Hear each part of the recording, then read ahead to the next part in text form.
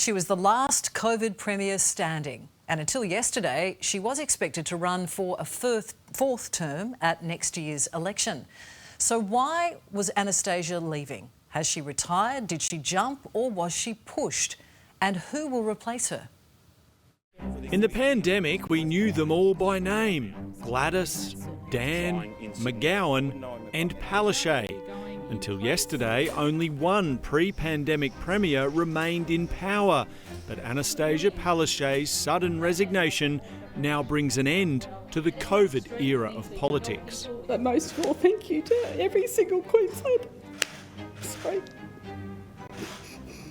On the streets of Brisbane, there was a mixed reception to her shock departure after almost 9 years in office. She's just resigning because she wouldn't win. She's probably skedaddling out like all the other premiers that did all the same horrible things. She's probably had enough after 9 years. Oh, I think it's a shame. Yeah? Yeah. I think she's done a pretty good job. I think she did a good job, but I don't think she could add any more. It's time to go. Time to go. Yeah. Do you think her government has lost its way? Oh yeah, definitely. She's done a great job. Yeah? Especially during COVID. Oh, I'm just sitting here waiting for the wicked witch to fly out of a building over there. The Premier choosing a Sunday press conference away from the glare of the usual political press pack to drop the unexpected bombshell. It's been the greatest on my life, and our best days are well and truly ahead of us. Merry Christmas. The flowing tears, the first indication that she may have been pushed to this decision, with her government struggling in the polls ahead of an election next year. Annastacia Palaszczuk's love of a red carpet premiere in recent years had some labelling her the part-time premier. But the thought of the Labor Party pushing yet another elected leader out the door doesn't sit well with many. Potentially the unions have overstretched their power a bit. And Queenslanders are uncomfortable with that, because it should be Queenslanders who get to decide who leads the state, not disloyal cabinet ministers and not factional power brokers in the Labor Party. She also quits in the middle of a natural disaster, with tropical cyclone Jasper due to hit the North Queensland coastline on Wednesday. As panicked residents empty supermarket shelves, the role of Queensland's Commander-in-Chief falls to Deputy Premier Stephen Miles. My focus today is absolutely 100% on the safety of Queenslanders, on making sure we are adequately prepared for the cyclone.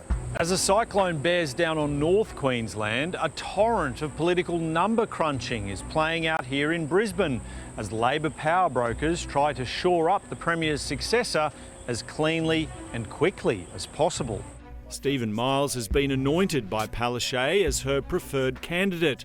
He was Health Minister during the pandemic, fronting up to the daily press conferences that became compulsive viewing for us all. What you see is what you get from Stephen, and he is compassionate as well. You might remember him from tearing up a hotel quarantine bill sent by his New South Wales counterpart, or accidentally dropping a profanity in reference to then Prime Minister Scott Morrison. What a contrast. None of those slip-ups today as the Deputy Leader played a straight bat on why he wants to be Premier.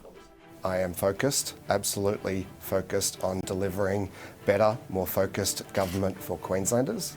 And today, that means focusing on preparedness for this cyclone. But there's also a fresh face throwing her hat in the ring, Health Minister Shannon Fentiman. Clearly, we need to do more. Now is the time for renewal. And that means we may have to do some things differently. And I believe I am best placed to lead that change. Like Miles, she's aligned to the left faction of the party, but has been in discussions today with Treasurer Cameron Dick from the right faction. Friday is when Labor MPs will vote on their new leader. If there's more than one candidate, it will go to a wider ballot involving unions and Labor Party members. Those conversations, as I said, will continue. I'll keep talking to my colleagues, but as I said, I wouldn't be here if I didn't have significant support. Stephen Miles is the frontrunner for the job, but given how close he is to his predecessor, there's concern he's viewed as part of the same tired government. Do you think Stephen Miles could lead them to an election win? Oh, I don't think so, no. Do you think he could be a future Premier of Queensland? I doubt it. I personally don't know anything about him, and maybe there's your answer. So do you know who Stephen Miles is? No. No? Not at all. With Palaszczuk standing aside immediately, Stephen Miles gets the inside running for the job he wants for 5 days. I won't be spending the day campaigning. I'll be spending the day focused on ensuring that we are well prepared for this cyclone. Meanwhile, Shannon Fentiman hasn't even received a reply to the text message she sent to Annastacia Palaszczuk yesterday. The Premier has just been given the most significant press conference of her career. I think she's a little busy. The one with the most to gain from Labor's turmoil is this man, opposition leader David Crisafulli.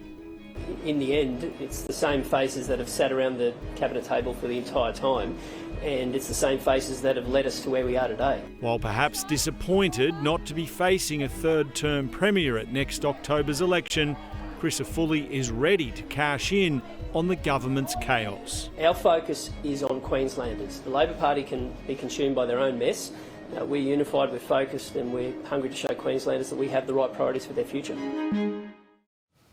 Well, a week is a long time in politics, and this might be a particularly long one in Queensland. Interesting times ahead, all right, especially with Cyclone Jasper bearing down on the far north coast.